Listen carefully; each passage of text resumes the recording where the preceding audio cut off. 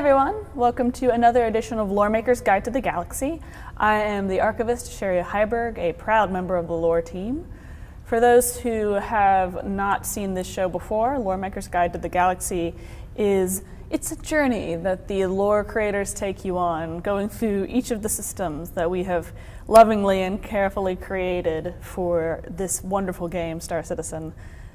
We talk about the science, we talk about the lore behind it, and sometimes we even let you in on the process that we go through when creating stories for the system. Today, we are going to be visiting a system that some might think is a little small, and let's be honest, it is a little bit small, but it is big in history and it is big in science. This is the Gurzil system. Gurzil was discovered in, let me check my notes, 2539, which is only 9 years after the discovery of the Palace system. For those of you who caught my last Loremakers, I talked about the Palace system, and I talked about how the completely slapdash, slipshod exploration efforts on behalf of the Gaia terraforming services just almost started an actual all-out war between Xi'an and humans during the first contact situation, because Gaia planetary services neglected to notice that the system was in Xi'an control. They just started terraforming without doing any proper surveying. Hostages were taken. It was just bad news. It's bad news all around. Following that incident, immediately the UPE, as it was in that day, established the Government Cartography Agency in order to consolidate the training of nav jumpers to include things like diplomacy and proper surveying techniques. Now, as we all know, when a government institutes a sweeping change, oftentimes it takes a while for things to catch on before people actually start following the rules. Gurzil is an example of someone who decided he didn't want to follow the rules, of course.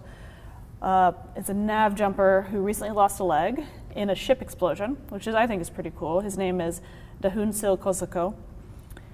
After he survived this catastrophic blast in which he lost his ship, he recovered from losing his leg. He went down to the ship dealership and got himself something new.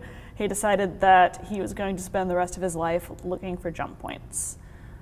He navigated to the Hadrian system. Let's see if we can find the jump point for that just by kind of swirling around.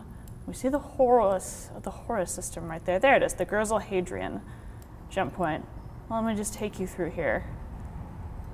Woo! So he started in the Hadrian system, which has this giant star. And he spent a while just in the outskirts of the system, away from the sun, beyond the asteroid belt.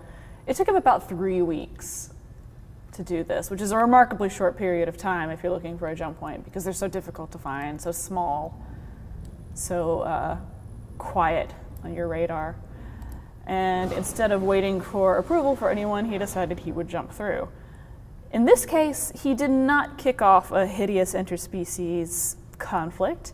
He discovered what is now what we know as the first protoplanetary disk that humanity actually, physically was able to visit after years of them being just observed from afar or considered a very viable theory. What it should have been the scientific discovery of the century, and it was for about 3 years. Gurzil named the system after his aunt. He named it Odara. However, 3 years later, a Xi'an explorer who was much like, let me just double check his name, much like Gurzil, came through. It was a Xi'an scout ship, and they discovered the system for themselves. And unfortunately for us, on the other side of that jump point, let me see if we can find it. We've got Gurzil, Horus, where is it? Here it is, the Rila system. Now, anyone familiar with the lore knows that the Rila system is a military system. The Xi'an typically will develop systems to serve just one purpose and one purpose alone, and Rila is, as I said, dedicated to military training, military maneuvers, ships, war games, anything you can think of. This is just like it's a giant base. It's headquarters for all kinds of different branches of the military. Not exactly the thing that we wanted connected to a system that we had discovered, considering it was the beginning of the Cold War with the Xi'an. Let's navigate back if we can find it.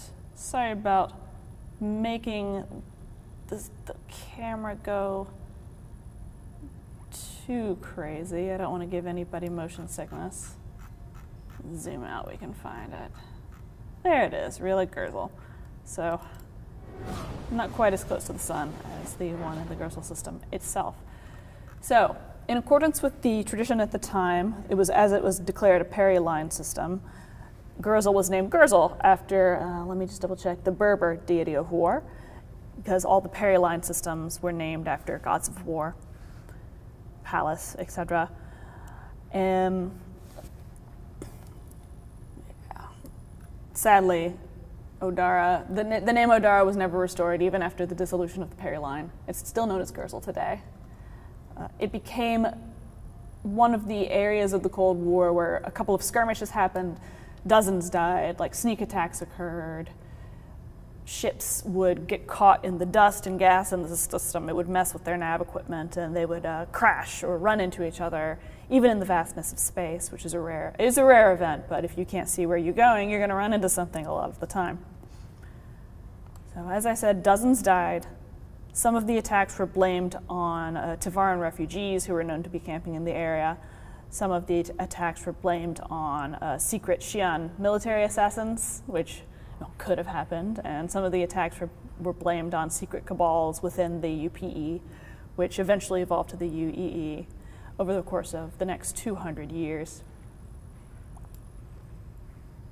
But it wasn't going to be until the dissolution of the peri-line that this system became open to scientific study, which is as it should have been from the beginning.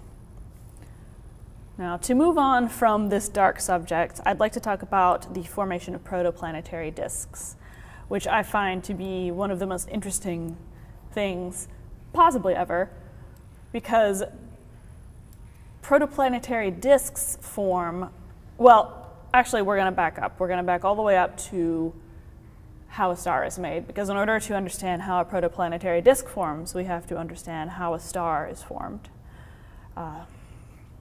So stars and planets are thought to form out of nebulas. And a nebula, as you might know, is a giant cloud of gas and particles and dust that is always collapsing in on itself, or at least this particular type of nebula. Due to the forces of gravity, the particles and the dust and particulates all come together eventually and start to form a kernel in the center of the nebula, which becomes the basis for the star. And once there is enough mass and heat, the kernel becomes a young star. And the mass and gravity created by the star start to compress the dust and gas around it as it's pulled into an orbit. So if you imagine taking a ball of pizza dough and spinning it until it becomes flat, you get a protoplanetary disk. Although in this case, instead of being made out of delicious dough, the system is made out of dust and gas, which I don't think would be a very good treat. But it's definitely good if you want to make a planet over the course of billions and billions of years. Now, so as these particles orbit the sun, the new young sun, which in this case, Gurzil is a K-type star, orange, so it's a little cooler, a little smaller than our sun, and has the potential to be much older, which is super cool, I feel. The particles will clump together and they'll start to form like little planetesimals as they move in the same direction. And over time, the planetesimals will attract more dust and gas and they'll become planets. And the orbits will start to clear out and you'll get things like rocky planets or gas giants or gas dwarfs or dwarf planets or asteroids that are left over, or even comets that form out of ice and dust and just get flung out into crazy orbits and cause people to believe that divine omens are approaching to influence their world.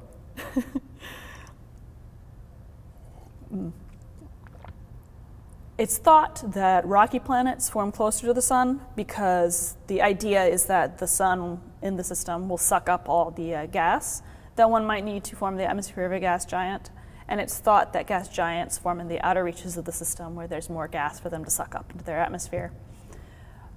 For those of you who know about hot Jupiters, which are gas giants that orbit very close to their suns, the prevailing thought is that they form in the outer reaches of the solar system and are eventually pulled into the sun through some kind of gravitational means. Gurzil, as far as we can tell so far, it hasn't started developing planets yet. All we have are these little particulates and planetesimals. It's still a lot of gas everywhere. But the idea of seeing this in real time, even though it'll take a very, very long time, is that we'll have a working model of what it is to form an actual solar system, rather than having to base all of our knowledge of it on, well, not conjecture, science, of course, but it's better to see it happen in real time because you never know how that's going to change prevailing modes of thought. What I think is absolutely astonishing about protoplanetary disks is that all the matter in a solar system can be traced back to the beginnings of the star. So like your teeth, plants, iron, the ocean, a cat, a dog. We are all made out of the building blocks of stars. And we are also made out of the death throes of stars because some complex elements came shooting through our solar system from the remains of distant supernova exploding. And the Gurzil system, our hopes in including this in the game was that you would get the chance to sail around and explore a system that kind of represents that incredible, scientifically miraculous thing that is the protoplanetary disk, the creation of planets and the birth of stars. With the star map, we tried our best with the technology we had at hand to create the feel of what a protoplanetary disk is. We used the asteroid belt object, and I think we did a great job for considering what we have. In the future, I would very much like to have more dust in the system. I would like to make it larger. It would be ideal if we could make things more elliptical to represent how they would look in real life. So that's another one. That's a potential star map update that I would like to see, and we'll keep pushing for. All right. Well, thanks very much for your time for this edition of Loremaker's Guide to the Galaxy. It was wonderful telling you about all this as always, and I will see you next time. Thank you for watching. So if you want to keep up with the latest and greatest in Star Citizen and Squadron 42's development, please follow us on our social media channels. See you soon.